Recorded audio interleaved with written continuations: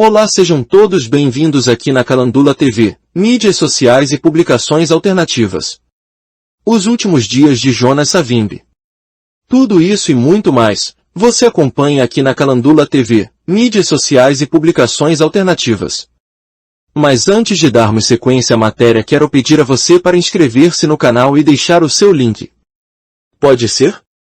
Vamos ao desenvolvimento dos fatos narrados. Os últimos dias do Dr. Savimbi. Entre os dias 4 e 8 de abril de 2001, a UNITA reuniu a sua direção e militantes, para refletir estratégias naquilo que veio a ser a sua 16ª conferência partidária, cuja discussão atribuía-lhe particularidades de um congresso. O local escolhido seria a área de Saluca, na nascente do rio Kungeni, um afluente do rio Luendibungo na província do Mochico. O reconhecimento militar e os preparativos da área coube ao chefe das operações da SFALA, Abílio Kamalata Numa. Aquela foi a ocasião em que depois muitos quadros não voltariam mais a se ver. No seguimento das suas recomendações, o presidente da UNITA, Jonas Savimbi, deu instruções à missão externa do seu partido para restabelecer contatos com o embaixador Gambari, conselheiro de Kofi Annan, com o fito de fazer eventual ponte de diálogo com o governo angolano.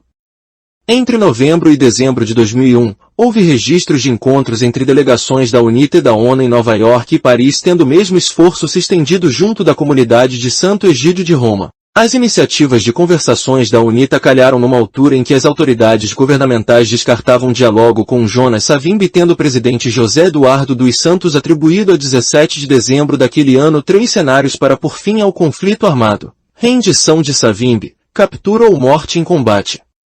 O discurso de JES foi entendido como indicação de que Jonas Savimbi estava sitiado.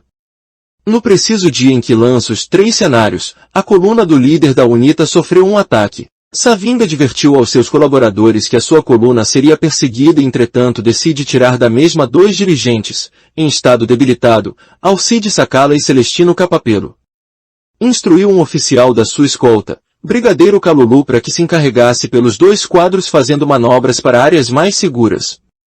Capapelo, que se recusará a deixar a coluna presidencial, acabou por morrer de fome a 4 de fevereiro de 2002.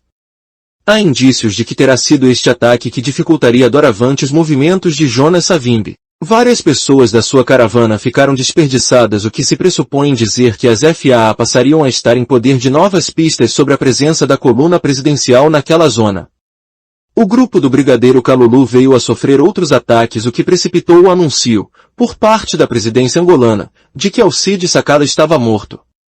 Acentuou-se o cerco com o registro da redução dos elementos que integravam as colunas. Alguns morreram de fome e outros vítimas de emboscas ou captura. 2 generais, Kufu Nayembe e Samuel Epalanga, antigo chefe da Brinde, terão se rendido. No ano a seguir, isto é, a 23 de janeiro de 2002, Antônio Dembo, o vice-presidente da UNITA, fala à Voz da América, VOA, desvalorizando a detenção dos 2 oficiais, e nega que as tropas do governo tenham alguma vez estado próximo da coluna de Jonas Savimbi. Do meu lado, sim, houve uma vez que estiveram perto de mim, mas da parte do Dr. Savimbi, ou da coluna que andava com ele, nunca. O discurso de Antônio Dembo soava como um instrumento de diversão, com vista a materializar os princípios do general Sun Tzu. No manual A Arte da Guerra, quando estás longe finge que estás perto, e quando estás perto finge que estás longe. A esta altura o presidente da UNITA havia deixado de falar a rádios estrangeiras desde maio de 2001.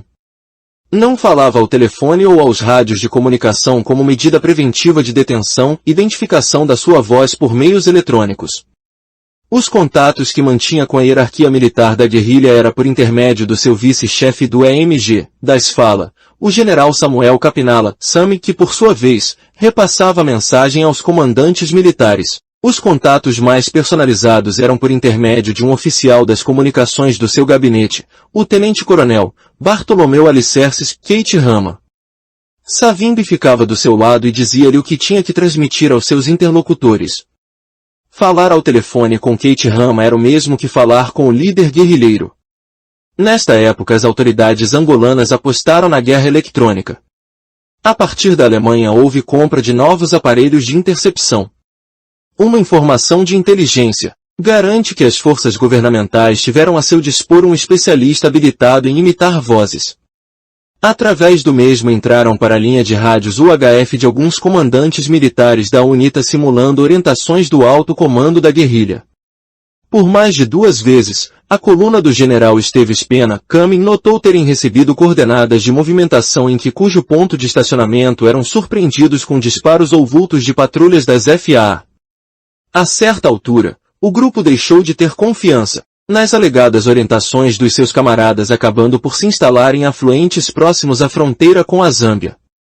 Uma semana antes do dia 22 de fevereiro, o representante da UNITA em França, Isaías Samakuva, recebeu, de Angola, um telefonema do tenente-coronel Keith Ama informando que o mais velho orientava que cessasse os contatos diplomáticos com a ONU.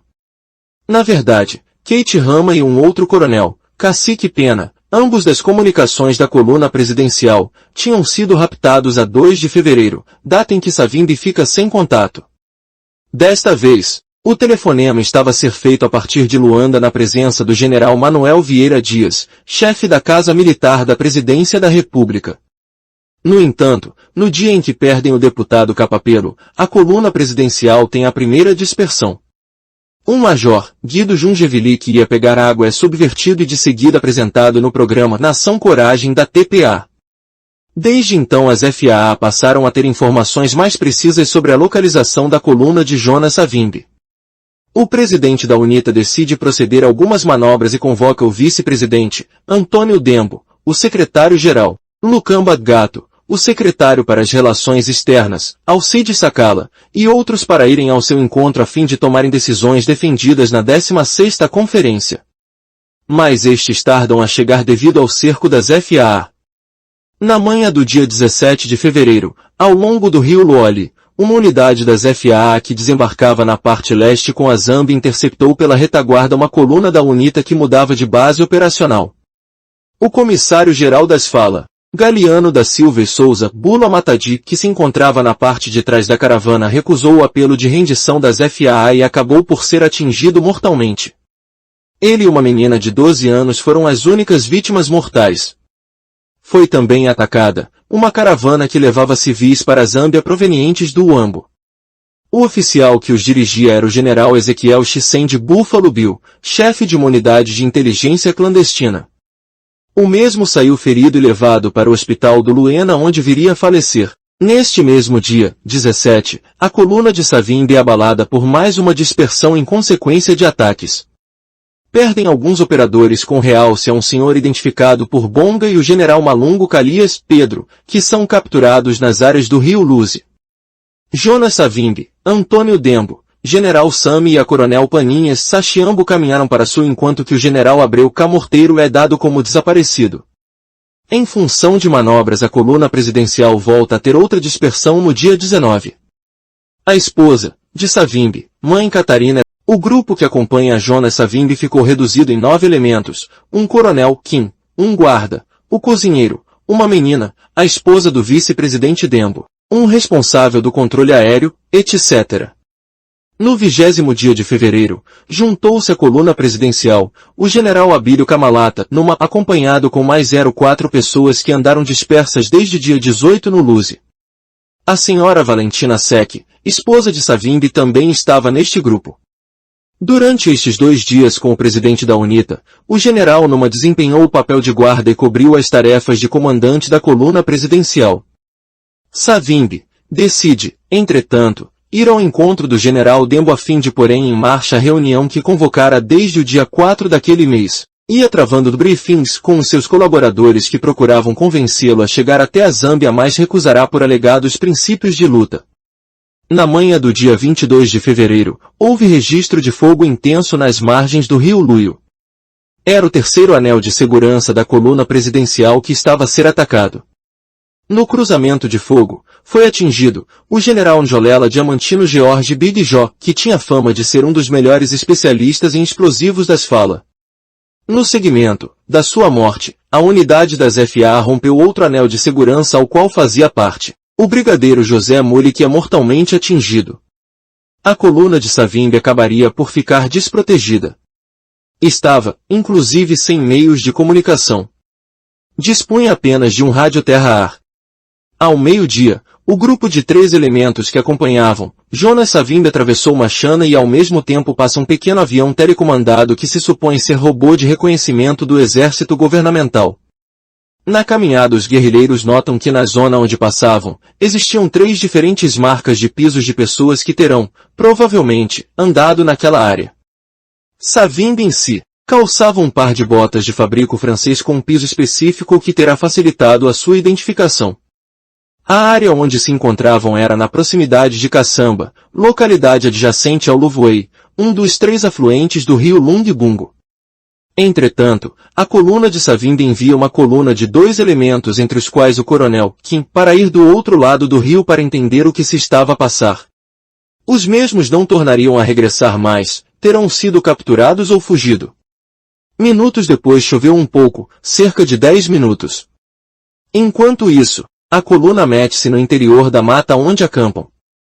Por volta das 15 horas, Jonas Savimbi atende o pedido que lhe é feito pelo general Kamalata numa para ir carregar as baterias do rádio, para poder escutar o relato do jogo do Sporting. As forças governamentais chegam ao local onde Savimbi estava e pedem para que ninguém fugisse. O líder da UNITA que se encontrava na tenda levanta e de imediato ouvem-se tiros. Savimbi é atingido com 7 balas, na garganta, cabeça, tronco, pernas e braços, e etc. Uns caem, outros como um capitão de identificação impressiva é capturado. Valentina Sec, a esposa, sai ferida para mais tarde ser levada para o hospital do Luena. Os militares das FAA aproximaram-se e acrescentaram mais balas ao corpo de Savimbi que estava estendido no chão. Neste dia o líder da UNITA estava sem a sua arma, o que descarta a hipótese de que tenha se suicidado na cruzada de fogo. Horas depois chegou um helicóptero que retirou o corpo daquela área. Lucambas Gato, Alcide Sakala e Marcial Dachala que iam ao encontro do falecido escutam o comunicado das FAA anunciando a morte do líder da UNITA. O vice-presidente, Antônio Dembo, assume automaticamente a liderança da guerrilha e a 25 de fevereiro comunica oficialmente aos comandantes militares sobre a morte do velho. Na mensagem conforta-os de que morte não era fim da UNITA e que se iriam prosseguir com a causa. Entretanto, a coluna do comissário adjunto das fala, Chipindo Bonga que marchava rumo à zona norte ao encontro do general Apolo Iaquevela viria a receber uma mensagem, verbal, diferente atribuída a Antônio Dembo. Após a escuta da mensagem notam que o som provinha de um local com eco. Quando se fala a partir da sombra das árvores, não se produz eco. Identificam que a voz não era a do seu vice-presidente. Na mesma senda, o grupo do general Lucamba Gato recebe uma mensagem do chefe de Estado-Maior, general Abreu Camorteiro, pondo corrente de novos dados de situação. O homem das comunicações identifica que a voz do mesmo vinha acompanhada de eco, o que levou a deduzir que a pessoa que falava do outro lado estava num local fechado que não poderia ser do interior da mata. O general Carmoteiro, que estava desaparecido desde o dia 17 de fevereiro, encontrava-se sob custódia das FAA. Há versões de que teria se rendido ou sido capturado. Por conseguinte, na primeira semana de março, o general Lucamba Gato difunde uma mensagem a todos os comandantes informando a morte do vice-presidente por complicações das diabetes e anuncia a criação da comissão de gestão. Ao mesmo tempo há em algumas frentes militares inquietações quanto ao futuro. Alguns comandantes optam por deitar os rádios como aconteceu com o general Kami Pena que rumou para umas planícies próximas à fronteira com a Zâmbia. Em Luanda, o general Fernando Miala do SIE, ao tomar conhecimento que o general Kami Pena encontrava-se em território zambiano, enviou para aquele país o coronel Cacique Pena, irmão do mesmo, para que o convencesse a abraçar o processo de paz em curso.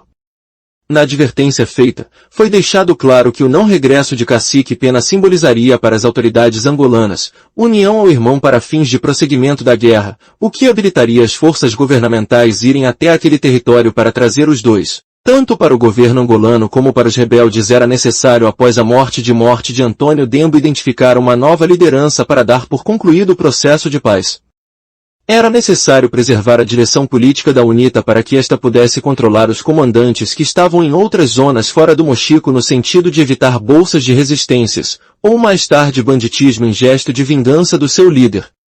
Havia ainda frentes de combates que desconheciam o que se estava a passar. A coluna de artilharia das Fala, que integrava o Major Liberty Chiaka, na área do Louvoué, apenas soube da morte de Savimbi a 16 de março. Da parte do governo, a ocasião era também oportuna no sentido de não humilhar o adversário com o fito de fazer a paz e obter ganhos políticos demonstrativos da dimensão da magnanimidade das autoridades. Deixe a sua opinião nos comentários se você gostou deste vídeo e deixe o teu link no canal. Calandula TV, nós reportamos, você decide.